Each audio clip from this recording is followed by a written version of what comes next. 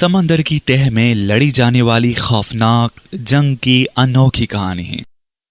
मैं उस वक्त जज़ायर सेंट मैरी के मुज़ाफ़ात में अपनी कश्ती के फर्श पर खून में लथपथ पड़ा था। इंजन साख्त था और कश्ती धीरे धीरे से सताए आब पर हिचकूले खा रही थी। मैं जंगले का सहारा लेकर उठा, गिरता पड़ता कबन तक पहुंचा और वहां पड़ी अदविया की मदद से अपनी मरहम पट्टी कर ली। बाद अज़ां शदीद तकलीफ के बावजूद इंजन चालू करके कश्ती का रुख साहिल की तरफ मोड़ने में कामयाब हो गया। मेरी कश्ती में जदीद तरीन निज़ाम नस्ब था।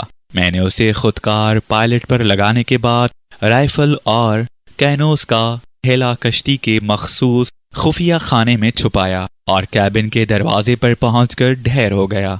तारीकी ने एक बार फिर मुझे अपनी लपेट में ले लिया। मैं कोई आदी मुजरिम नहीं।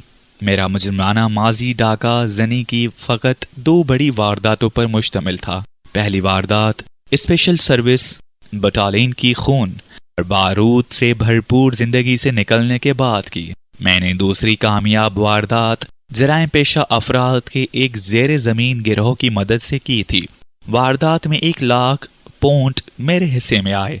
अपना हिस्सा मौसूल होने के फौरन बाद मैंने चेहरे के खदोखाल प्लास्टिक सर्जरी से तब्दील कराए और ज़्योर्च से होता हुआ पेरिस पहुंच गया। वहां जानी डीप के नाम से पासपोर्ट बनवाकर सिडनी रवाना हुआ। मैंने फिर जदीद तरीन साजो सामान से आरास्ता गौता जनी की कश्ती खरीदी और 3000 मील का फासला तय करके अफ्रीकी इलाके ज़ंजिबार पहुंच गया।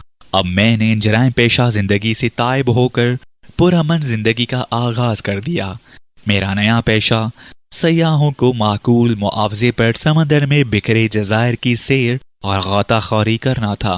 लेकिन आज रोनमा होने वाले खूनी वाक़े के बाद मुझे अपनी नौमौलूद पुरसुकून जिंदगी का शीराज़ा बिखरता नजर आ रहा था। 5 रोज कबल गोथर और माथरे एक मुकामी गाइड जिमी के हमरा मेरे पास आए। उन्हें 1 हफ्ते के लिए कश्ती दरकार थी। बदले में मुझे एक खतीर रकम की पेशकश हुई। मुझसे दरख्वास्त भी की गई कि मैं ज़ंजिबार में उनकी मौजूदगी सेगाराज में रखूं। मैंने मुंह मांगी कीमत पर उनकी शराइत कबूल कर ली। 3 दिन बाद ही मैंने अपने साबका तजुर्बात की रोशनी में उनकी गुफ्तगू से मैंने अंदाजा लगाया कि उन्हें सेंट मैरी के आसपास फैले जजीरे में से किसी मखसूस जजीरे की तलाश है। मैं जिमी को 4 साल से जानता था। वो एक सीधा सादा मगर पुरजोश नौजवान था जिसकी खुसूसियत गहरे पानी में गौताखारी थी। मुझे उस पर तरस आया कि वो मुजरमाना ज़हनियत के मकार लोगों में घिर गया है। वो समंदर में हमारी आवारा गर्दी का 5वां दिन था जब जिमी ने ज़ंजिबार से काफी दूर एक जगह कश्ती रोकने को कहा। वहां से प्रिंस एडवर्ड नामी जजीरा खासा करीब था। कोथर और माथरे की गुफ्तगू से मैंने अंदाजा लगाया कि वो जजीरा की निशानी था। दरअसल उन्हें उसके करीब गौताखोरी करना था। मैं लॉन्च के बुर्ज पर बैठा बज़ाहिर दूरबीन से आबी परिंदों की परवाज़ों का नजारा कर रहा था, मगर दर हकीकत मेरी नजर उनकी सरगर्मियों पर थी। जब गोथर ने गौता लगाया तो वो काफी देर ज़ेरे आब रहा। नमूदार होकर उसने जैसे ही सर पर से आबी खोल उतारा, उसकी खुली बाछें देखकर मुझे अंदाजा हो गया कि वो मतलूबा शे तक पहुंचने में कामयाब हो गया है। थोड़ी देर तक माथरे और गोथर सर जोड़े बहस में मसरूफ रहे। फिर जिमी उनके इशारे पर आबी लिबास और ऑक्सीजन सिलेंडर लगाकर तहे आब में उतर गया। वो अपने साथ नायलॉन की रस्सी भी ले गया जो अरशे पर मौजूद क्रेन की चरखी से लिपटी हुई थी। मैं जान गया कि वो तह आब से कोई शे निकालना चाहता है। आधे घंटे बाद जिमी सतह आब पर उभर आया। उसके अरशे पर पहुंचते ही गोथर ने क्रेन की मदद से क्योंस का एक थैला तह आब से निकाल लिया। मेरी हैरत उस वक्त 2 चंद हो गई जब गोथर माथरे ने थैला खोलने के बजाय मजीद कैनोस में लिपट लिया। जानी जरा नीचे आना, गोथर ने मेरी जानिब पलटकर जोर से कहा। मैं अपना तजस्सुस छुपाने की नाकाम कोशिश करते हुए नीचे उतर आया। थैला गोथर के कदमों में पड़ा था और माथरे के होठों पर एक मकाराना मुस्कुराहट रक्सा थी।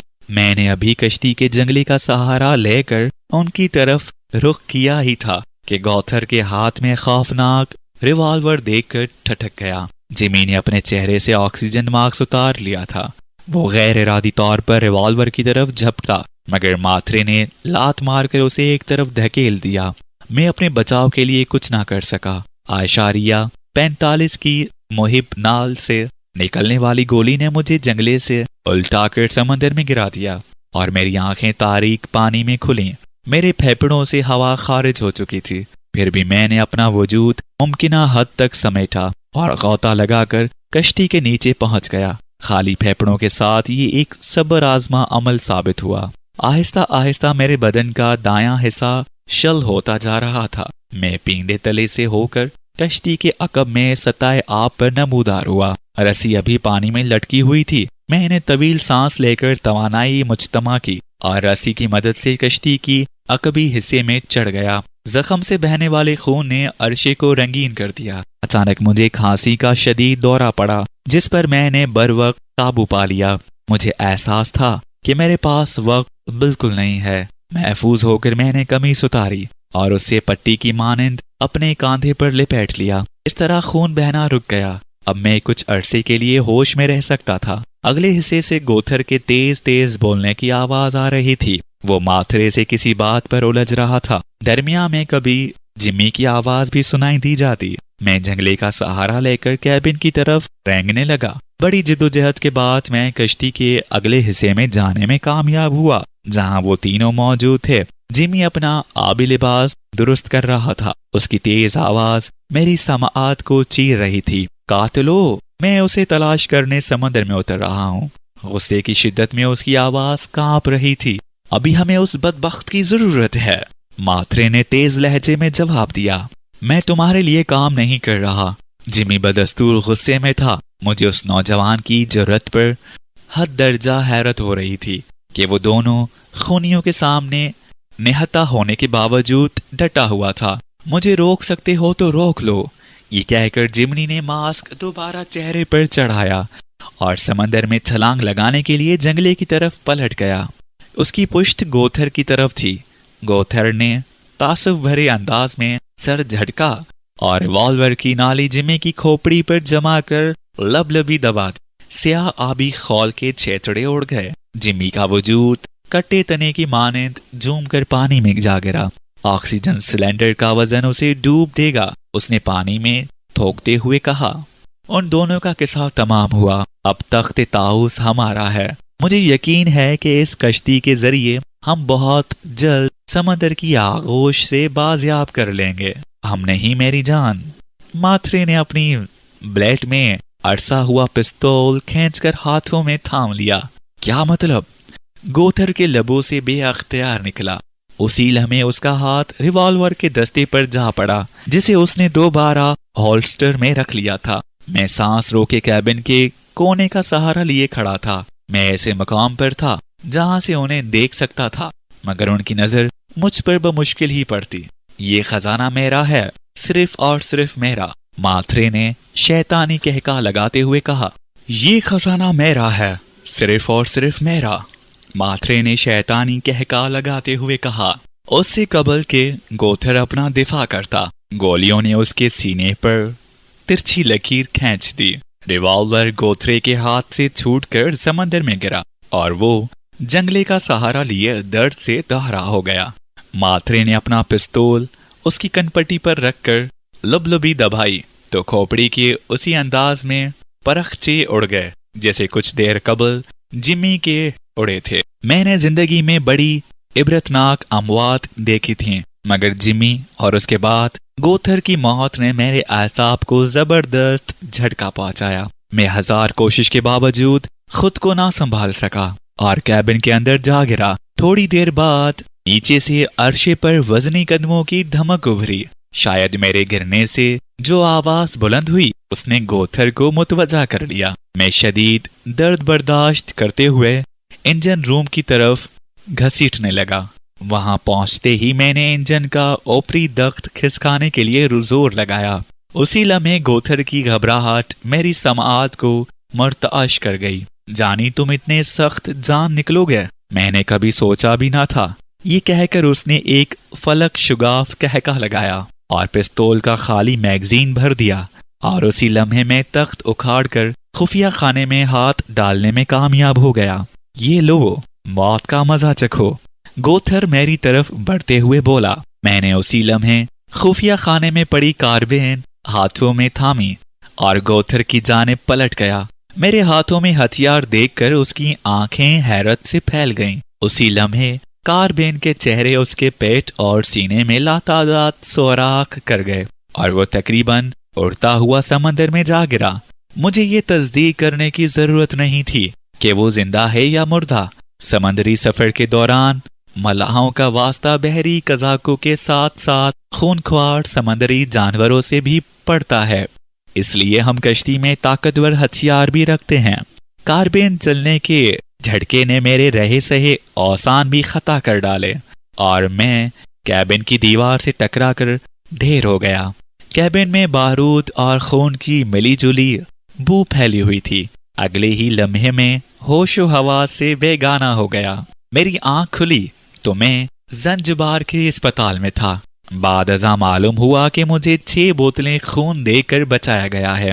جب میں چلنے پھرنے کے قابل ہوا تو انسپیکٹر اوریلی اور کانسٹیبل ملر آدھم کے انسپیکٹر اور ریلی زنجیار میں میرے اکلوتے دوست جیکب کا بھانجا تھا۔ جیکب میری کشتی پر کام کرتا تھا، مگر گوتھر اور ماتھرے کے اصرار پر میں نے اسے 1 ہفتے کی چھٹی دے دی تھی۔ میری کشتی ساحل کے قریب تیرتی پائی گئی تھی اور اسے جیکب نے دریافت کیا تھا۔ وہ میرا وفادار ملازم تھا۔ انسپیکٹر اور ریلی حقائق جاننے کے لیے بے تاب تھا۔ میں نے اسے وہ گھڑی گھڑائی کہانی سنا دی جس کا خاکہ پہلے ہی ذہن میں تیار کر چکا تھا۔ گوتھر اور ماتھرے کے بارے میں اتنا ہی بتایا جتنا میرے حق میں بہتر تھا۔ مثلاً یہ انکشاف نہیں کیا کہ وہ لوگ سمندر کی تہہ سے کوئی شے نکالنے میں کامیاب ہو گئے تھے۔ گو اب میں خود یہ جاننے کے لیے بے تاب تھا۔ یہ یاد رہے کہ تمام واقعات زنجبار کے شمال میں واقع جزیرہ پاٹ کریک کے قریب رونما ہوئے۔ اس جزیرے پر بڈل گارڈ نامی ایک پادری کی غیر رسمی حکومت تھی۔ بڈل گارڈ نے ہی اس جزیرے کو دریافت کیا گیا تھا۔ جزیرہ برطانوی حکومت کے دائرۂ اختیار میں آتا تھا، مگر اس کے سیاہ سفید کا مالک المعروف بڈ تھا۔ بڈ نے نئی زندگی کا آغاز کرنے میں میری مدد کی تھی۔ کچھ عرصے بعد عدالتی کارروائی کا آغاز ہوا۔ حاضرین میں بڈ، میرا ایک دوست پارکنسن اور انسپیکٹر اوریلی اپنے عملے کے ہمراہ موجود تھا۔ جلد بڈ نے مجھے بے گناہ اور مقتولین کو جرائم پیشہ ثابت کر دیا۔ جمی کی موت کا سب کو دکھ تھا۔ جیکب نے تنہائی میسر آتے ہی مجھے بتایا کہ میری علالت کے دنوں میں چند افراد نے کچھ عرصہ قبل رات کی تاریکی میں کشتی کی تلاشی لی تھی۔ میں سمجھ گیا کہ انہیں اسی پراسرار تھیلے کی تلاش تھی۔ یقیناً کوئی لمبا چکر تھا جس کی بنا پر گوتھر اور ماتھرے نے نہ صرف مجھے اور جمی کو قتل کرنے کا فیصلہ کر لیا بلکہ ایک دوسرے کی جان کے در پہ ہوئے۔ مجھے یقین ہے کہ وہ تنہا نہیں ہوں گے۔ ان کا تعلق زیر زمین دنیا کی کسی بڑی جرائم پیشہ تنظیم سے تھا۔ بہرحال مجھے اس لحاظ سے فوقیت حاصل تھی کہ صرف میں جانتا تھا جمی نے آخری بار کس مقام پر غوطہ خوری کی تھی اور یہ کہ تہ آب سے نکالی گئی وہ نامعلوم شے کہاں ہے۔ اسپتال سے رخصت ہونے کے بعد میں نے 1 ماہ گھر پر آرام کیا۔ اس دوران کشتی کی دیکھ بھال جیکب اور اس کے بھانجے اینجلو نے اپنے ذمے لیے رکھی۔ میں نے ان دونوں کی وفاداری دیکھ کر فیصلہ کر لیا کہ انہیں نہ صرف مستقل عملے میں شامل کروں گا بلکہ اپنا ہمراز بھی بنا دوں گا۔ چند ہفتے آرام کرنے سے میرا زخم بھر گیا۔ ایک شام میں اپنی رہائش گاہ پر جیکب اور اینجلو کے ساتھ بیٹھا مستقبل کے منصوبے بنا رہا تھا کہ مقامی ہوٹل کا ملازم یہ پیغام لے کر آیا کہ ایک خاتون مجھ سے ملنا چاہتی ہے۔ میں جزیرے کی کسی خاتون سے واقف نہیں تھا۔ میں ہوٹل ملازم کی رہنمائی میں ہوٹل جا پہنچا جہاں وہ خاتون میری منتظر تھی۔ میں جانی ڈیپ ہوں، تعارف کراتے ہوئے میں نے بتایا۔ میں شہری ہوں، اس نے کہا، جمی کی ہمشیرہ۔ میری نظروں کے سامنے جمی کا معصوم چہرہ لہرا گیا۔ جمی کی زبانی میں نے اکثر اس کی بہن کا ذکر سنا تھا۔ وہ ہر ماہ बाकायदगी से एक माकूल रकम उसे भेजा करता था। मुझे जिम्मी की मौत का दुख है, मैंने तासुब भरे लहजे में कहा और उसके इशारे पर सामने बैठ गया। मैं गम से निढाल हूँ। वो एक तवील आह भर कर बोली, इसलिए मैं इस मुहिम को मुकम्मल करना चाहती हूँ जिसकी वजह से मेरे भाई की जान गई। देखिए, मुझे जिम्मी की मौत का अफसोस अफसोस है, मगर मैं उसकी मुहिम के सिलसिले में कुछ नहीं जानता। मैंने जान छुड़ाने वाले अंदाज में जवाब दिया। उसने अपने साथियों के साथ मेरी कश्ती किराए पर ली थी। मैंने उन लोगों के साथ समंदर में चंद रोज आवारागर्दी की और फिर ये इंदोनाक वाकया पेश आ गया। उससे ज्यादा मैं कुछ नहीं जानता। चंद सानिये सोचने के बाद जिम्मी की बहन ने पर्स से एक बोसीदा अखबारी तराशा निकाला और मेरे सामने रख दिया। तराशे की इबारत पढ़ते ही मेरे जहन में खतरे की घंटी बज उठी। तराशे में मेरी जिंदगी की आखिरी वारदात का तफसीली जिक्र था। मैं कुछ समझा नहीं मोहतरमा। मैंने अपने चेहरे के तासुरात छुपाने की कोशिश करते हुए कहा, आप अच्छी तरह समझ गए हैं। वो बदले लहजे में बोले, आपका असल नाम डेल्टन ओब्राइन है और इस डकैती में मरकजी किरदार आप थे। आपने अपना चेहरा प्लास्टिक सर्जरी के जरिए छुपा लिया, मगर उंगलियों के निशानात नहीं बदले जा सकते मिस्टर ओब्राइन। खुदा जाने क्या ऑल फॉल बक रही हो। ये कहकर मैं झटके से उठ खड़ा हुआ और जाने के लिए पलटा ही था। उसकी आवाज जैसे कदमों की जंजीर बन गई। मिस्टर ओब्राइन, मैं आपसे सौदेबाजी करने नहीं आई, बल्कि आपकी मदद करना चाहती हूँ। मैं आहिस्ता से उसकी तरफ पलटा। वो कह रही थी, अगर हम जिम्मी के घर जाकर बात कर लें तो मुनासिब रहेगा। आपकी जान इस वक्त खतरे में है। जराइम की दुनिया का एक निहायत खतरनाक गिरोह आपकी टोह में लगा हुआ है। मैंने उसकी बात झुटलाना मुनासिब नहीं समझा और उसके हमरा हो गया। जिम्मी की मौत के बाद उसका भी मकान बंद था। उसकी चाबी शायद जिम्मी के साथ ही समंदर की तह में जा चुकी थी। मैंने शहरी के कहने पर ताला तोड़ा और अंदर दाखिल हो गया। तुम मेरे बारे में ये सब कैसे जानती हो? मैंने उससे पूछा।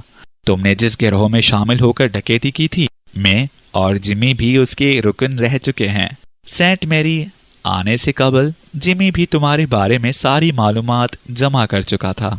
अगर तुम जिम्मी और उसके साथियों के साथ तावन पर आमादा ना होते तो ये तुम्हारे माजी की आड़ लेकर तुम्हें इस्तेमाल करते, मगर अफसोस किस्मत ने उन्हें मोहलत ना दी। उसके ये अल्फाज सुनकर मुझ पर जैसे बिजली गिर पड़ी। मैंने पेड्रो नामी गुंडे के गिरोह से मिलकर वो डकैती की थी और वो कितना खतरनाक आदमी था ये मैं अच्छी तरह जानता था। तुम पेड्रो लिए काम करती हो? मेरे लबों से सरसराती हुई आवाज निकली। करती थी, उसने कंधे उचकाकर जवाब दिया। अब मेरा उससे कोई ताल्लुक नहीं। अब मैं अब खजाना तलाश करके सुकून की जिंदगी गुजारना चाहती हूँ। हमारे पास वक्त बिल्कुल भी नहीं। अगर तुम जिम्मी की रहनुमाई में मखसूस जजीरे तक पहुंचने में कामयाब हो गए थे तो बराए मेहरबानी मुझे सब कुछ बता दो। मैं तुम्हें खजाने में से जायज हिस्सा दूंगी। अगर तुमने फजूल बातों में वक्त जाया किया और पेड्रो के आदमी मेरे या तुम्हारे बोपर यहाँ पहुंच गए तो रूए जमीन पर हमें कहीं पनाह नहीं मिलेगी। जब तक तुम मुझे तफसील से सारा माजरा नहीं बताती मैं तुम्हारी मदद नहीं कर सकता। मैंने कुर्सी की गिर्द झाड़ते हुए कहा, अगर तुम मेरे बारे में मालूमात रखती हो तो तुम्हें इल्म होगा कि धोखा देना मेरी सरशत में शामिल नहीं। मैं जानती हूँ। वो बेचैनी से टहलते हुए बोली, इसीलिए मैं तुम्हारे पास आई हूँ, मगर याद रखो हमारे पास वक्त बिल्कुल कम है। उसके बाद शहरी ने मुझे जो कुछ बताया वो किसी अलिफ लेवली दास्तान से किसी तरह कम नहीं। आप भी सुन लीजिए। 1665 में एक फ्रांसीसी जहाज रान और शहरा आफाक जोहरी ट्योनर को मुगल शहनशाह औरंगजेब से मिलने का मौका मिला। औरंगजेब के साथ खासा वक्त गुजारने के बाद ट्योनर वापस पेरिस पहुंचा तो उसने मुगल दरबार में गुजरे अपने तजुर्बात को मशरिक में सफर के उन्वान से कलमी शक्ल दे डाली। उस किताब में खजानों के साथ साथ एक गैर मामूली सफेद हीरे का भी जिक्र है। ट्योनर के बयान के मुताबिक 280 कैतरात का ये हीरा गोलगंडा की मशहूर कान से निकाला गया था। आरलूफ और कोहिनूर के बाद ये दुनिया का सबसे कीमती पत्थर शान मुगल था, जिसकी बाबत उस वक्त तक बहुत कम लोग जानते थे। ये दास्तान सुनकर शहरी चुप हो गई। बहुत पहले एक किताब में कोहिनूर हीरे का तज़किरा पढ़कर دل میں اسے پانے کی خواہش ابھری تھی۔ اب شہری مجھے ایسے ہی ایک قیمتی پتھر کی بابت بتا رہی تھی۔ تمہیں معاملہ سمجھ میں تو آ رہا ہے نا؟ وہ مجھے کھویا ہوا دیکھ کر بولی۔ میں نے سابقہ زندگی کے دوران فوجی کتب خانے میں مغل بادشاہوں کی تاریخ سے متعلق چند کتب پڑھی تھیں، وہ معلومات آج کام آ رہی ہیں۔ میں نے جواب دیا، تم بولتی جاؤ، میں سن رہا ہوں۔ 1739 میں ایرانی بادشاہ نادر شاہ نے ہندوستان پر حملہ کیا اور دہلی پر قبضہ کر لیا، جہاں سے کوہ نور اور تخت طاؤس اس کے ہاتھ لگا۔ مغل بادشاہ محمد شاہ نے بعد ازاں تخت طاؤس کے نعم البدل کے طور پر ایک دوسرا تخت بنوایا، جس کا ذکر تاریخ میں خال خال ملتا ہے۔ ہندوستان میں انگریز سفیر سر تھا۔ مس کی آپ بیتی میں تخت کے سلسلے میں چند انکشافات سامنے آئے۔ تھامس کے مطابق اس نے مغل بادشاہ کو تخت طاؤس پر بیٹھے دیکھا تھا۔ اس تخت کی شکل کسی چیختے ہوئے مور جیسی تھی، جس کے سر پر آنکھ کی جگہ ایک قیمتی پتھر جگمگا رہا تھا۔ مور کا جسم سونے، چاندی اور قیمتی پتھروں کا بنا ہوا تھا۔ یہ تخت اصل طاؤس کی نقل تھا۔ اصل تخت طاؤس میں کوہ نور جڑا ہوا تھا، جبکہ 2 نمبر تخت طاؤس میں شان مغل جڑا ہوا تھا۔ سر تھامس کا دعویٰ ہے کہ انہوں نے دونوں تخت دیکھے ہیں اور دونوں اپنی مثال آپ تھے۔ سر تھامس کی آپ بیتی کے بعد شان مغل کے بارے میں تاریخ عرصے تک خاموش رہی۔ اس دوران تاج برطانیہ کی حکومت اس درجے وسعت اختیار کر گئی۔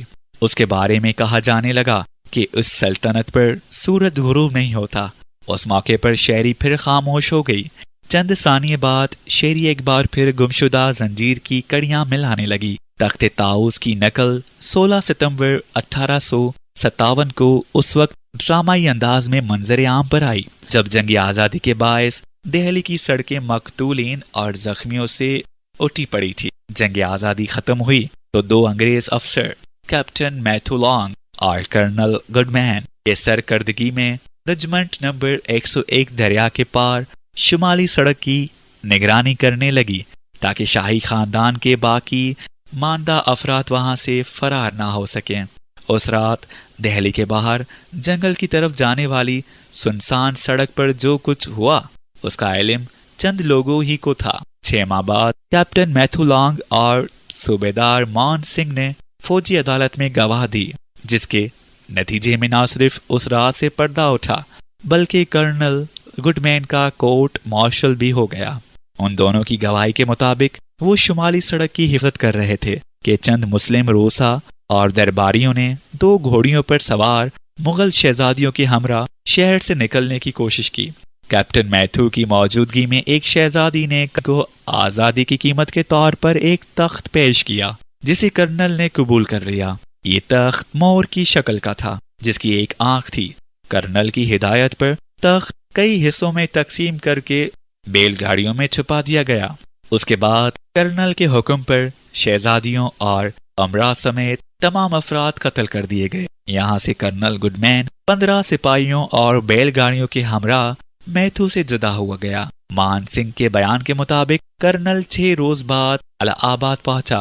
بعد ازاں صوبیدار مان سنگھ اور کیپٹن میتھو نے اس واقعے کی رپورٹ کمانڈنگ افسر کو کر دی۔ یوں کرنل کو گرفتار کر کے اس کا کورٹ مارشل کر دیا گیا۔ کرنل آخری دم تک اپنے جرم سے انکاری رہا۔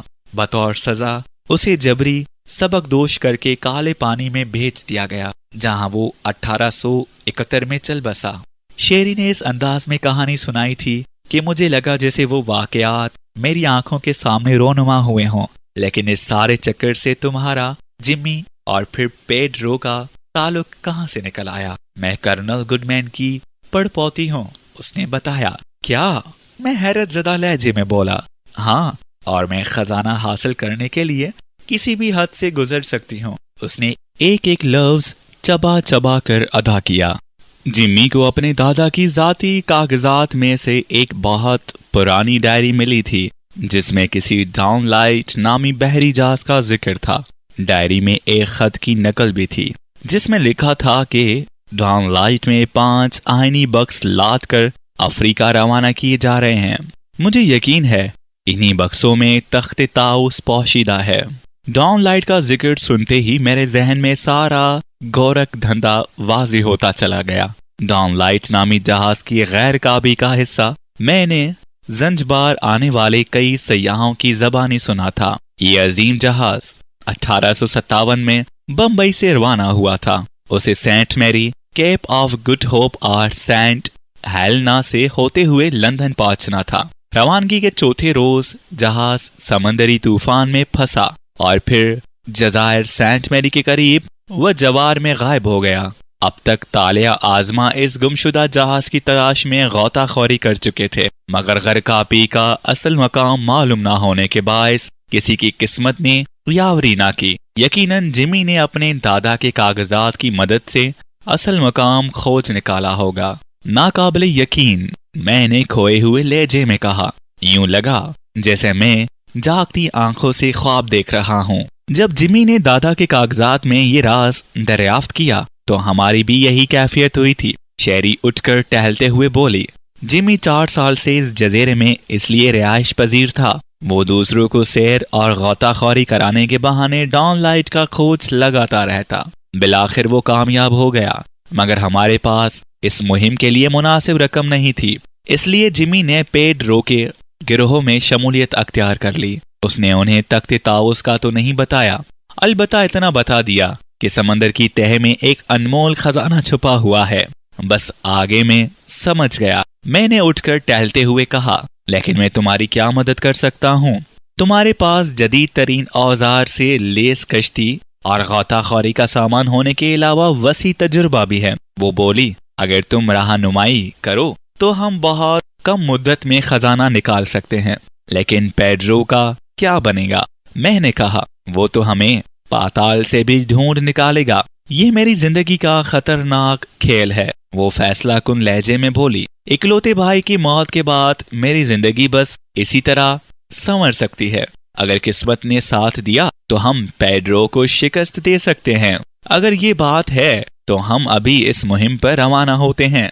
ये कहकर मैं उसके हमरा साहिल पर जा पहुंचा, जहां मेरी कश्ती में जेकब और एंजेलो मौजूद थे। मैंने शेरी को इन दोनों की वफादारी का यकीन दिलाया और उसे रजामंद कर लिया कि उन्हें भी इस मुहिम में शामिल कर लिया जाए। समंदर की तह कंगा लेना बच्चों का खेल नहीं। इस मकसद के लिए हमें समंदर के दरमियान वाक़े एक जजीरे के अंदर आर्जी ठिकाना बनाना पड़ा। हमने वहां गार में वाफिर ईंधन और खुराक जखीरा कर ली। जब तमाम इंतजाम मुकम्मल हो गए तो मैंने शेरी के सामने केनोस का वो थैला खोला जिसे जिमी ने तह आब से निकाला था। उसमें से पीतल की एक घंटी बरामद हुई थी। सफाई पर घंटी की असल सतह आया हुई तो उस पर डॉन लाइट के उभरे हुए अल्फाज लिखे देखकर हमारी आंखें खुशी से चमक उठीं। वो घंटी इस बात की दलील थी कि उस मकाम पर जहाज का ढांचा समंदर की तह में पड़ा है। हमने जिस जजीरे पर पड़ाव डाला वो गैर आबाद था। ओल्ड मैन नामी इस जजीरे पर अंग्रेजों के दौरे हुकूमत का एक फांसी घाट भी मौजूद था। एशियाई खुर्दनोश के साथ हमने आतिशी असले और बारूद का भी इंतजाम किया था, हथियार पेड्रो से निमटने, जबकि बारूद समंदर की तह में पड़े डॉन लाइट तक रसाई हासिल करने के लिए था। जजीरे पर आमद के दूसरे ही रोज हमने काम का आगाज कर दिया। ताकतवर डायनामाइट ट्रांजिस्टर बैटरियों और स्विच बक्सों के साथ मुंसलिक था। बैटरियों के तारों की लंबाई इतनी थी कि उन्हें बआसानी समंदर की तह तक ले जाया जा सकता है। उसके अलावा हमारे पास मखसूस धमाका खेज डेटोमीटर संदूक भी था। शेरी मेरा साथ देना चाहती थी, मगर डॉन लाइट का पता चलाने के लिए मैंने तन्हा गौताखोरी का फैसला किया। पहला गौता लगाने के बाद सरअत से तह की जानिब सफर तय करके मैंने घड़ी और गहराई बताने वाला आला देखा। 100 फुट की गहराई में वाक़े जमीन तक पहुंचने में 5 मिनट सर्फ हुए थे। मैं अंदाजे के मुताबिक चट्टानों और आबी जानवरों में रास्ता बनाता किसी कदर खुले इलाके में पहुंच गया। वहां सूरज की किरणें बमुश्किल पहुंच रही थीं। ज़ेरे आब चट्टानों पर समुद्री पौधे किसी भिखारी के हाथों के मानंद लहरा रहे थे। मुझे एहसास हुआ कि जहाज की तलाश और समंदर की तह खंगालना आसान नहीं। मुझे ऑक्सीजन का ताज़ा सिलेंडर लेने के लिए 3 बार ऊपर जाना पड़ा। हर बार शेरी मुझसे जहाज के बारे में सवाल करती, मगर मेरा जवाब नफी में होता। 5वीं बार मैंने जरा हटकर गोता लगा और ताकतवर टॉर्च की रोशनी इधर उधर फेंकता अजीबोगरीब आबी जानदारों के दरमियान से रास्ता बनाता एक चट्टान के करीब पहुंचकर रुक गया। वहां आबे हयात की इतनी कसरत थी कि 10 फुट से आगे टॉर्च की रोशनी भी बेअसर हो जाती। चंद सानिये बाद चट्टान की गैर मामूली साख्त मुझे तशवीश में मुब्तला करती रही।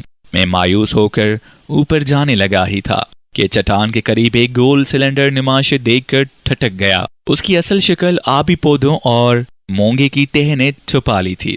मैंने चाकू की मदद से उसे ठोंक बजाकर देखा तो मारे खुशी और हैजान के खुद पर काबू पाना मुश्किल हो गया। जहाज का पैंदा था और वो सिलेंडर नुमाइशे उसके अगले हिस्से में नस्ब तोप का दहाना था। मैं तेजी से सताए समंदर पर पहुंचा और साथियों को खुशखबरी सुनाने के बाद एंजेलो के हमरा औजार लेकर फिर नीचे चला गया।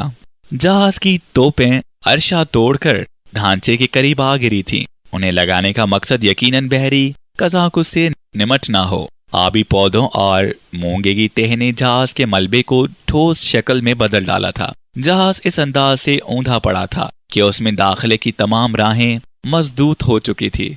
जहाज का जायजा लेने के बाद हम वापस कश्ती पर आ गए। काफी देर के बाद हमने धमाका खैस मवाद लगाने का फैसला किया, मगर समंदर में मधुजज की कैफियत रही जिसके बायस हम अपने मंसूबे पर अमल ना कर सके। तीसरे रोज समंदर पर सुकून हुआ तो मैंने एंजेलो के हमरा गौता लगाया और हमने जहाज के 2 मुनासिब मकामात पर डायनामाइट नस्ब करके ऊपर पहुंच गए। जैकब ने हमारा इशारा मिलते ही स्विच बॉक्स का बटन दबा दिया। धमाके वाली जगह पर पानी 20 फुट फिजा में उछला। चंद लम्हे बारिश का समा रहा और फिर आहिस्ता आहिस्ता सताए आब पुरसुकून हो गई। आधे घंटे के बाद मैं एंजेलो के हमरा जरूरी साजो सामान से लेस होकर समंदर में जा उतरा। हमने आधा फैसला तय किया था कि 20 मुर्दा मछलियां उल्टी तैरती नजर आएं। हम आबी जानवरों के दरमियान से रास्ता बनाते तह तक पहुंच गए। धमाकों के बायस तह में रेत के ज़रात की धुंध छाई हुई थी जो रफ्ता रफ्ता बैठ रही थी। धमाके से हमारा मकसद पूरा हुआ। जहाज के पिंदे का इतना हिस्सा खुल चुका था कि हम बआसानी अंदर दाखिल हो सकते थे। मैंने नायलॉन की फिरकी एंजेलो को पकड़ाई और जहाज का मुआयना करने लगा। धमाके के बाद बिखरे मलबे में घूमना फिरना नाजुक मरहला था। आलूदा पानी में टॉर्च भी दूर तक काम नहीं कर रही थी। मैं जिस जगह दाखिल हुआ और वो दरअसल तोपखाना था जहां गोले, दूसरे आलात और मशीनों का मलबा बिखरा हुआ था। मैं उस रास्ते जहाज के निस्बतन खुले हिस्से में आ गया। यहाँ पानी कुछ साफ था। मैं एहतियात से तैरता हुआ आगे बढ़ा। कुछ दूर जाकर टॉर्च की रोशनी ऊपर फेंकी तो मुझे 15 फुट के फासले पर एक चौकोर खला नजर आया। मैं तैरता हुआ सुराख से ऊपर निकला तो जैसे किसी जहां हैरत में आ पहुंचा। जहाज का अंदरूनी हिस्सा मूंगे और आबी रोईदगी की दस्त बरदसे किसी हद तक महफूज था। अलबत्ता काई की लंबी लंबी तह पर्दों के मानत लहरा रही थी। समंदर के खारे पानी ने जहाज के ढांचे को खस्ता बना डाला था। जहाज के कई हिस्से मेरे वजूद में से मिस होते ही रेजा रेजा हो गए। वो तोप खाने का हिस्सा था जो जहाज ऊंधा हो जाने से बालाई हिस्सा बन गया। वहां गली नुमा रास्ते के इतराफ में दरवाजे दिखाई दिए। मैंने अंदाजा लगाया कि वो अमले के अकामती कमरों के दरवाजे थे। अगर मेरा अंदाजा दुरुस्त था तो उनमें से कोई दरवाजा गोदाम का भी था। बेशतर दरवाजे इस कदर खस्ता थे कि हाथ लगाते ही ढेर हो जाते। बरसों पुराना जंग उनके क्वाड चाट चुका था। मैं हर कमरे में झांकता हुआ आगे बढ़ रहा था। मेरी तवक्का के मुताबिक आखिरी कमरा गोदाम साबित हुआ। उसमें छोटे बड़े कई आयनी संदूक ऊपर तले ढेर की सूरत में पड़े थे। इस ढेर में से अपने काम के 6 संदूक ढूंढना जुए शेर लाने के मुतरादिफ था। उधर मेरे पास ऑक्सीजन की मिकदार कम हो रही थी। अभी मेरा जहन इन्हीं सोचों में गुम था कि नायलॉन की रस्सी में तनाव पैदा होने लगा। ये मेरे लिए एंजेलो की तरफ वापसी का इशारा था। मैं रस्सी की राहनुमाई में वापस तैरने लगा। जहाज के ढांचे से बाहर निकलते हुए मुझे जो कुछ नजर आया वो मेरे आसान खता कर देने के लिए काफी था। धमाके से मरने वाली सैकड़ों मुर्दा मछलियों ने शार्क मछलियों को अपनी जानिब खींच लिया था। एंजेलो शार्कों के खौफ से तोप खाने के सुराख में दबका हुआ था। वो इतना खौफसदा था कि तेज तेज सांसें लेकर उसने अपनी ऑक्सीजन तकरीबन खत्म कर दी थी। میں نے اسے وقفے وقفے سے سانس لینے کا اشارہ کیا اور سوراخ میں سے باہر جھانکا۔ چھوٹی شارکوں کے درمیان مجھے تقریباً 1 درجن کے قریب وہ سلنڈر نما شارک مچھلیاں بھی نظر آئیں جنہیں جزیروں کے باسی البکور شارک کے نام سے یاد کرتے ہیں۔ وہ اپنے جہازی جبڑے کھول کر تیزی سے مردہ مچھلیاں نگل رہی تھیں۔ میں البکور شارک سے خوف زدہ نہ تھا۔ میرے خوف کا سبب وہ محب لچکدار سائے تھے جن کی حرکت کرنے کا انداز آسام کی وسعتوں سے مہو پرواز عاقب کی مانند پرکشش اور شاندار تھا۔ یہ سمندر کی دہشت ناک سفید شارک کا جوڑا تھا۔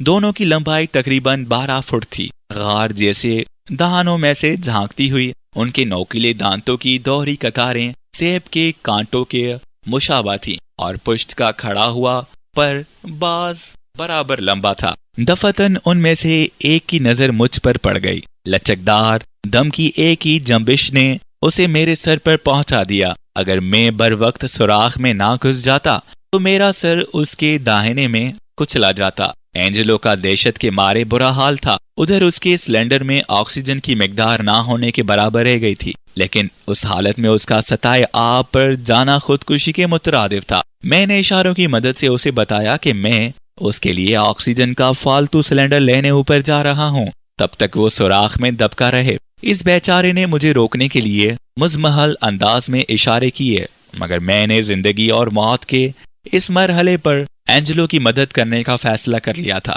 وہ میری زندگی کا سب سے کڑا امتحان تھا۔ اب سفید شارک بھی مردہ مچھلیوں کی طرف متوجہ ہو چکی تھی۔ میں جہاز کے پیندے کے ساتھ چپک کر اور ایک گہرا سانس لے کر میں نے اپنے پیر نیچے سوراخ کے کناروں پر جمائے اور ایک بھرپور جست کے ساتھ تیر کی مانند اوپر اٹھا۔ اوپر پانی کی سطح چاندی کے محلول کی طرح لہریں لہ رہی تھی۔ اس میں میری کشتی کا سیاہ پیندا واضح نظر آ رہا تھا۔ کشتی کی جانب آدھا سفر طے کرنے کے بعد میں نے نیچے دیکھا۔ ایک سفید شارک نیلی گہرائیوں سے آہستہ آہستہ چکر کاٹتی ہوئی اوپر اٹھ رہی تھی۔ رفتہ رفتہ اس کی رفتار میں تیزی آ گئی۔ موت کے خوف نے میرے بدن میں نئی قوت بھر دی۔ میں سطح آب کو چیرتا ہوا کمر تک پانی سے باہر نکل آیا۔ میرا ہاتھ کشتی کے جنگلے پر جھانکتے جیکب کی طرف پھیلا ہوا تھا۔ مجھے دیکھتے ہی اس نے میری جانب ہاتھ بڑھایا۔ میں پوری قوت سے جسم آگے دھکیلتے ہوئے اس کی جانب لپکا۔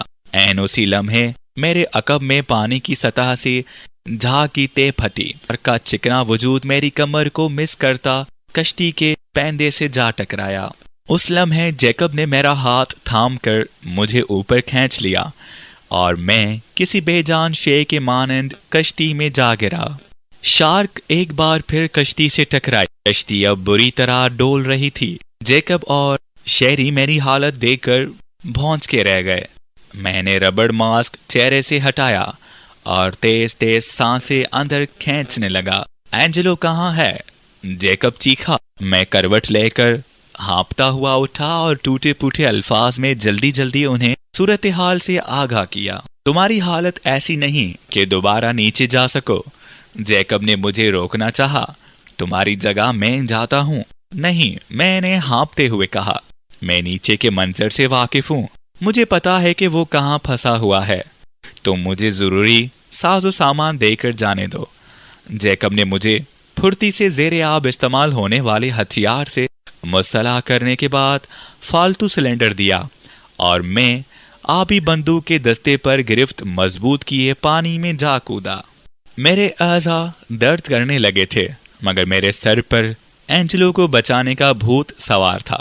میں سطح آب سے 90 فٹ نیچے پہنچا تو تہ سے ہوا کے بلبلے اڑتے نظر آئے۔ اس کا مطلب تھا کہ اینجلو ابھی زندہ ہے۔ میں کچھ اور قریب گیا تو مجھے سوراخ میں سے اس کا سر جھانکتا نظر آیا۔ جیسے ہی میں اس کی طرف بڑھا، وہ خوفزدہ انداز میں مجھے اشارے کرنے لگا۔ میں نے پاؤں کو حرکت دی اور گھوم کر پلٹا۔ ایک سفید شارک سرعت سے میری جانب بڑھ رہی تھی۔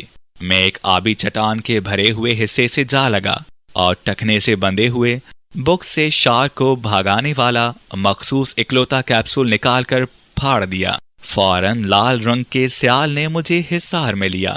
حملہ آور شارک کو دھوئیں کے اندر घुसते ही गड़बड़ का एहसास हुआ। लाल रंग के कीमियाई गुबार ने उसके गुलछड़ों में आग लगा दी थी।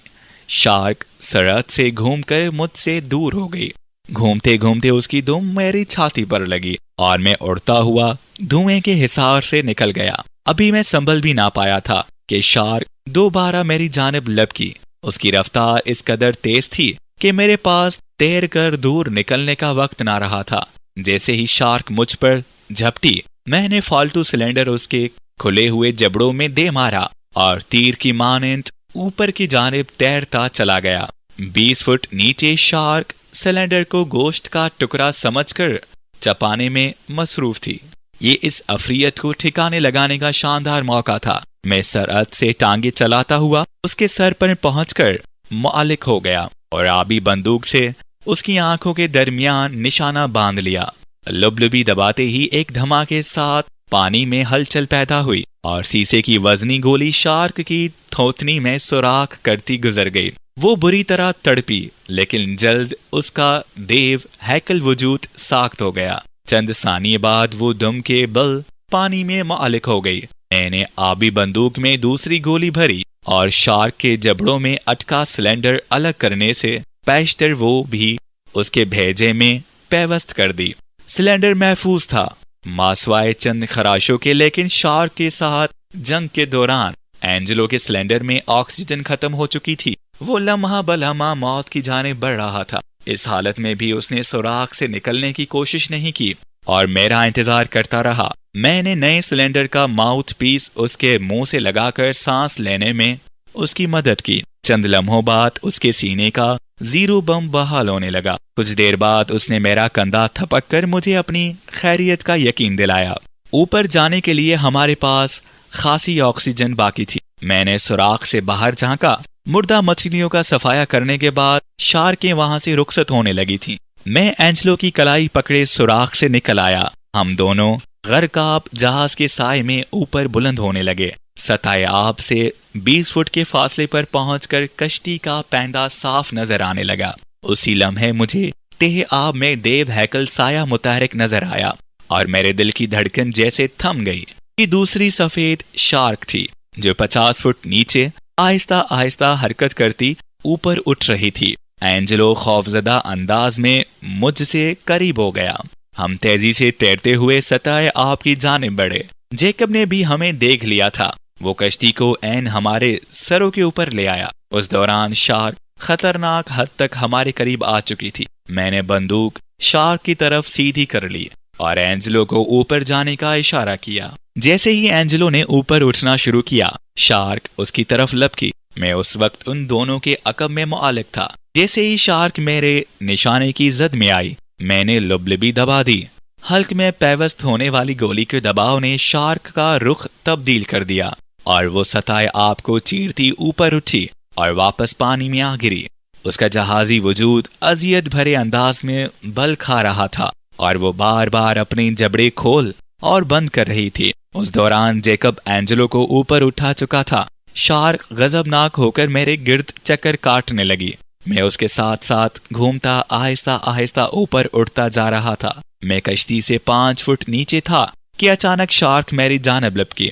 मैं फौरन रुक गया। साथ ही हमला आवर शार्क की रफ्तार कम हो गई और वो मेरे मुकाबले आकर पानी में मुआलिक हो गई। अब 10 फुट के फासले से हम एक दूसरे को घूर रहे थे। मैंने धीरे धीरे बंदूक उसकी जानिब सीधी कर ली। शार्क अभी तक साकित थी। मैंने गैर महसूस अंदाज में लुबलुबी के गिर्द उंगली का हिसार बना लिया। जैसे ही शार्क ने जबड़े खोले, मैंने लुबलुबी दबा दी। गोली उसकी खोपड़ी के टुकड़े टुकड़े कर गई। मैं उसका हशर देखने के बजाय पूरी कुव्वत से कश्ती की जानिब लपका। जैसे ही मैं सतह आब पर नबूदार हुआ, जेकब की आहनी गिरफ्त ने मुझे कश्ती पर खींच लिया। तबाहशुदा जहाज के ढांचे में 2 दिन बाद हमारा वो तीसरा गौता था जब मैं गोदाम के बेतरतीब सामान से एक आहनी संदूक घसीट लाने में कामयाब हुआ। वो मुकफल था, मगर बरसों के जंग ने उसे इस कदर खस्ता कर डाला था कि घसीटने से उसका कुफल टूट गया। मैंने उसके गिर्द आहनी पट्टियां अलग की और ढक्कन उठा दिया। संदूक के अंदर सफेद रेशे से भरे हुए थे। मैंने टॉर्च एंजेलो को पकड़ाई और रेशे टटोलने लगा। نکلنے والی شے نے مجھے چند لمحوں کے لیے پھر سحر زدہ کر دیا۔ صندوق میں مور کا تفریحی سریوں پڑا تھا کہ مجھے لگا جیسے وہ ابھی اچھل کر اپنی چونچ میں میرا ہاتھ دبا لے گا۔ صندوق تقریباً گل چکا تھا۔ میرے اندازے کے مطابق وہ طلائی سر 200 پاؤنڈ کے قریب وزنی تھا۔ وہ اندر سے کھوکھلا تھا اور سونے کی پرت 1 انچ موٹی تھی۔ سطح طویل عرصہ زیب آب رہنے کے بعد خراب ہو گئی تھی۔ اس کے باوجود میرے اندازے کے مطابق اس کی قیمت لاکھوں پاؤنڈ تھی۔ میں نے اینجلو کی مدد سے سر مضبوط چرمی تھیلے میں لپیٹا اور اسے لے کر عرشے پر چلا آیا۔ شیری کی حالت اس وقت بیان سے باہر تھی۔ مور کا طلائی سر دیکھ کر جیسے اس کی قوت گویا ہی سلب ہو گئی۔ طلائی سر کشتی پر پہنچانے کے بعد ہم نے دوسرا غوطہ لگایا۔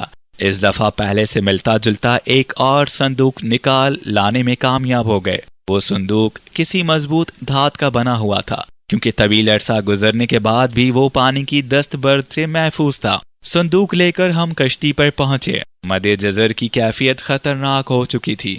شیری اور جیکب کے خیال میں اس روز اتنی ہی غوطہ خوری کافی تھی۔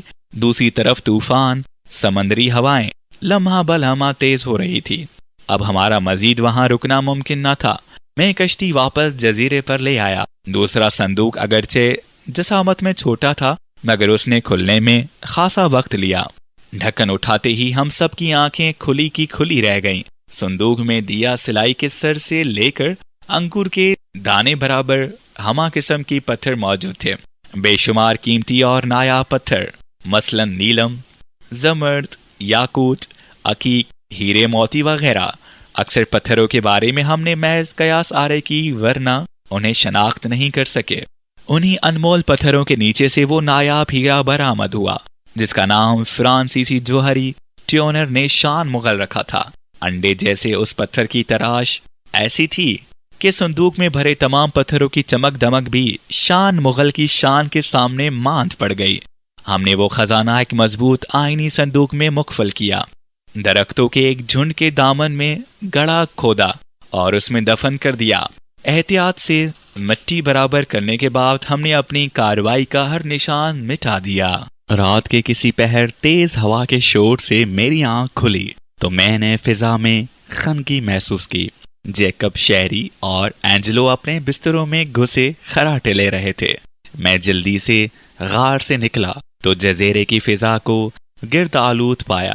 چاند کا دھندلا عکس لمحہ بھر کے لیے بادلوں کی اوٹ سے جھانک کر پھر روپوش ہو جاتا۔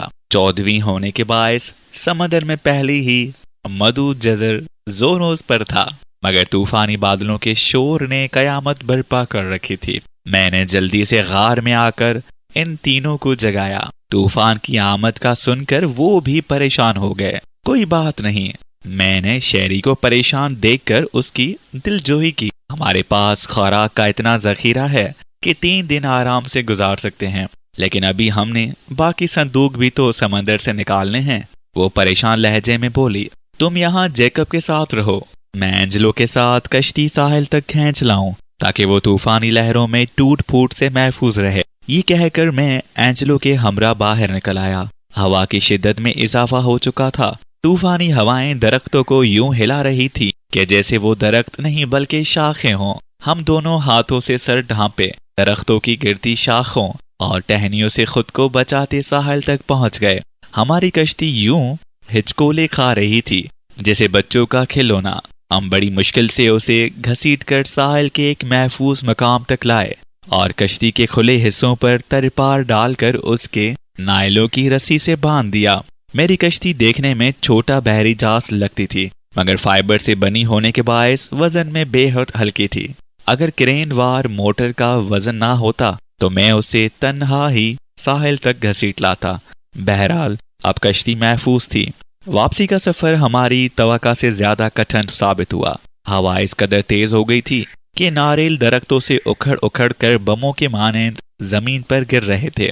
ہم نے عافیت اسی میں سمجھی کہ ساحل کے قریب کسی غار میں پناہ لے لیں۔ شیری اور جیکب اپنے غار میں محفوظ تھے۔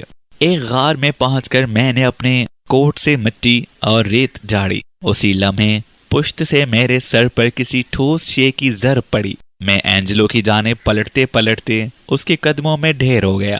میری آنکھوں نے آخری منظر یہ دیکھا کہ اینجلو کے چہرے پر شیطانی مسکراہٹ رقصاں ہے اور اس نے ہاتھوں میں سیاہ پستول تھام رکھا ہے۔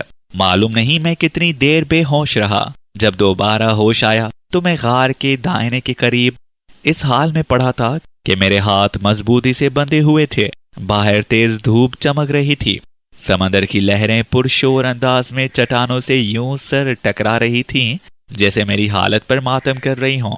اینجلو ایک چٹانی پتھر پر بیٹھا سگریٹ کے گہرے گہرے کش لے کر دھوئیں کے دائرے فضا میں چھوڑ رہا تھا۔ مجھے ہوش میں آتا دیکھ کر وہ میرے قریب آیا اور دانت نکال کر بولا، مجھے افسوس ہے جانی، مجھے یہ قدم اٹھانا پڑا۔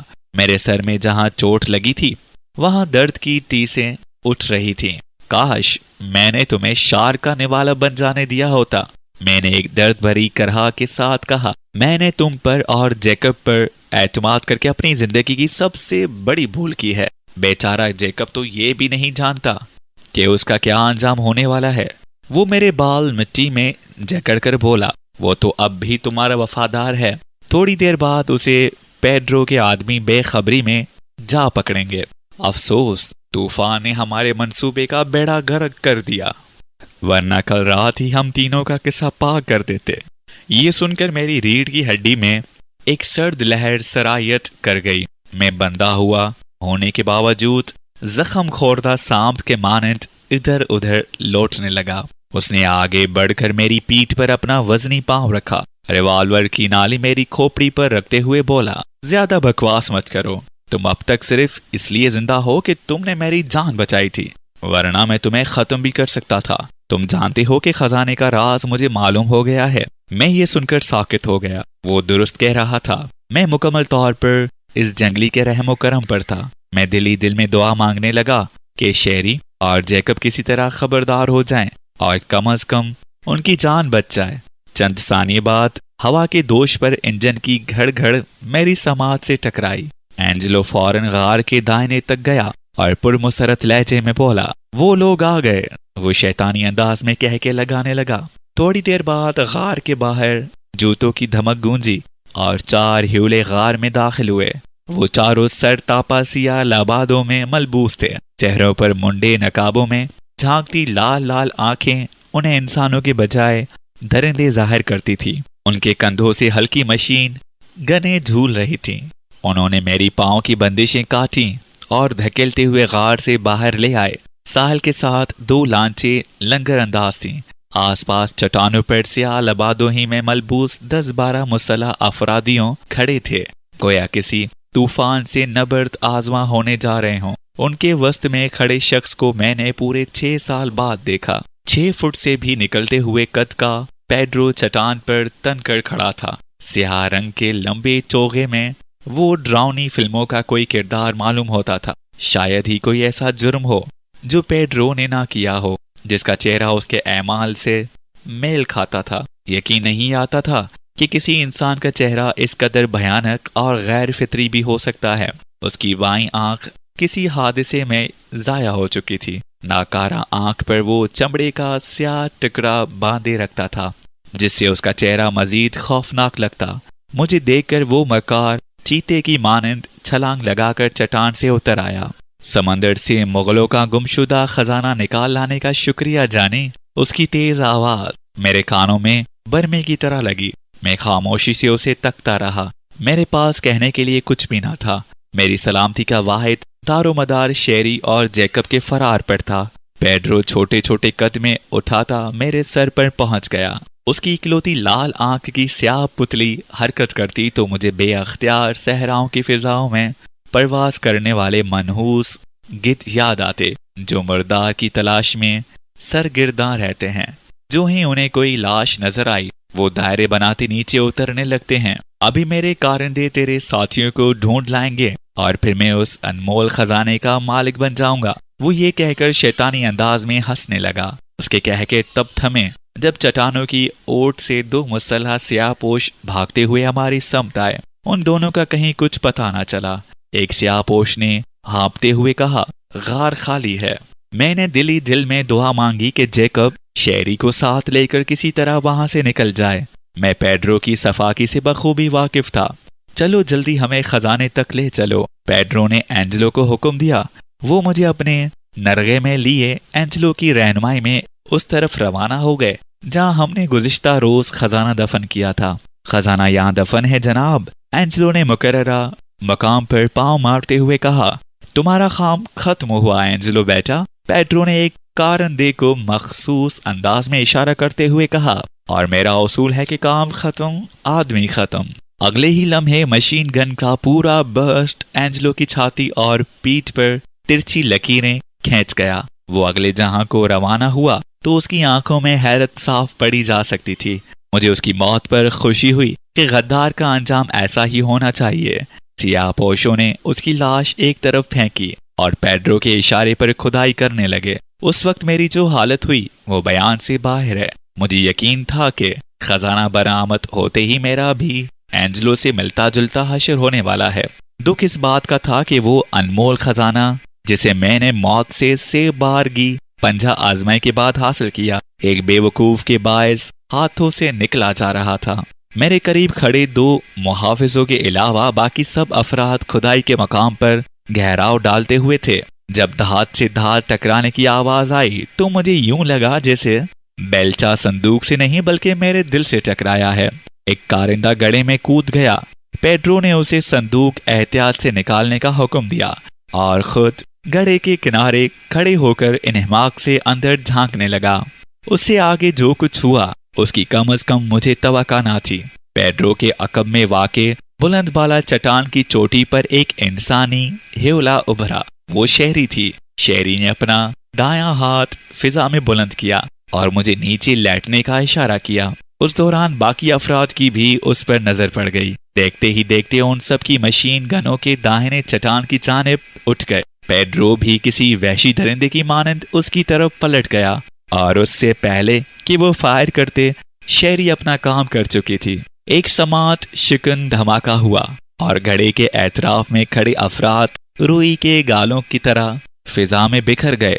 مٹی اور ریت کا ایک دبے ستون کئی 100 فٹ بلند ہو گیا۔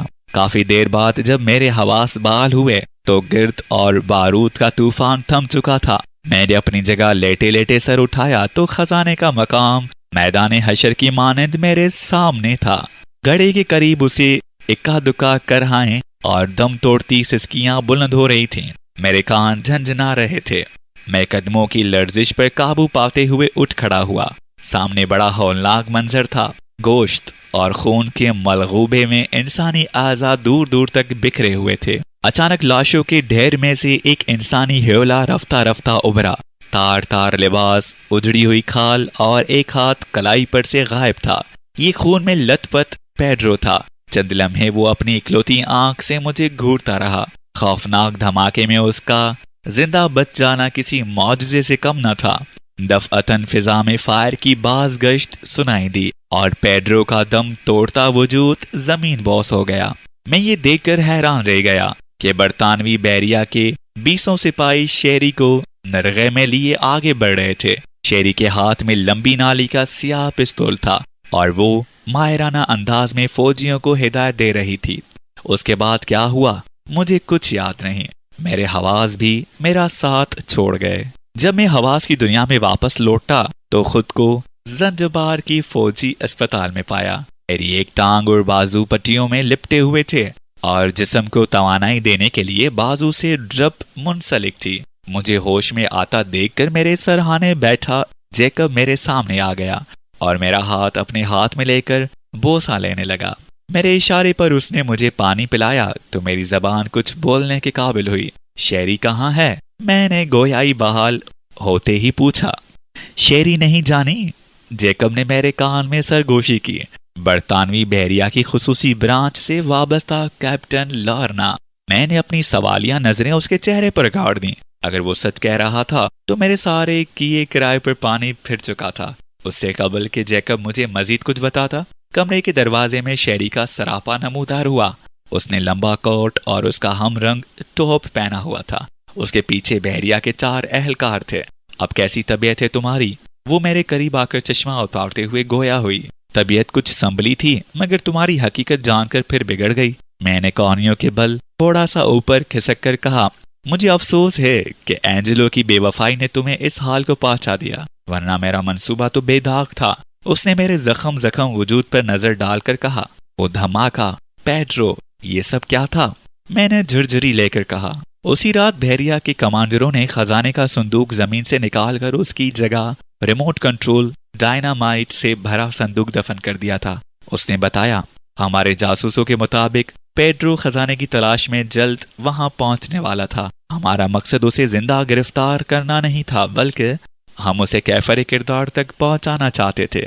اس کے گرفتار ہونے والے ساتھیوں سے اس کے مکروہ دھندوں اور خفیہ ٹھکانوں کے بارے میں نہایت اہم معلومات حاصل ہوئی ہیں۔ یہ سن کر میں ہکا بکا رہ گیا۔ ہمارا منصوبہ تمہارے ذریعے مجرموں اور خزانے تک پہنچنا تھا۔ یہ کام اگر کسی اور ذریعے سے انجام پاتا تو شاید ناکامی، بربادی اور انسانی جانوں کا ضیاع کے علاوہ کچھ ہاتھ نہ آتا۔ تمہاری مدد سے ایک نہایت خطرناک گروہ خوش اسلوبی سے انجام کو پہنچ گیا۔ تمہاری کہانی میں حقیقت کتنی تھی اور فریب کتنا؟ میں نے اس سے پوچھا۔ باقی سب سچ تھا سوائے میری اصلیت کے۔ وہ دوبارہ چشمہ لگا کر بولی، جمی کی بہن کو پیڈرو نے جمی کی موت کے بعد قتل کر دیا تھا۔ اگر میں بہروپ بدل کر تمہارے پاس نہ آتی تو شاید تم کبھی میری مدد پر آمادہ نہ ہوتے۔ خزانے کا کیا ہوگا؟ میں نے دھیرے سے پوچھا۔ قانون کے مطابق وہ سرکاری خزانے کی زینت بنے گا، تاہم قانون کی مدد کرنے کے صلے میں تمہیں نہ صرف معافی ملے گی بلکہ خزانے میں سے 10% حصہ بھی دیا جائے گا۔ اس سے آگے میں نے کچھ پوچھنا ضروری نہ سمجھا۔ ہفتے بعد مجھے اسپتال سے فارغ کر دیا گیا۔ لورنا نے عدالت میں گواہی دی کہ میں اتفاق سے اس چکر میں پھنس گیا تھا، ورنہ میں اپنی مجرمانہ روش سے باز آ کر سینٹ میری میں شریفانہ زندگی بسر کر رہا تھا۔ بٹ کی گواہی بھی میرے کام آئی، اور اس طرح سے میری کہانی یہیں پر اختتام پذیر ہوتی ہے۔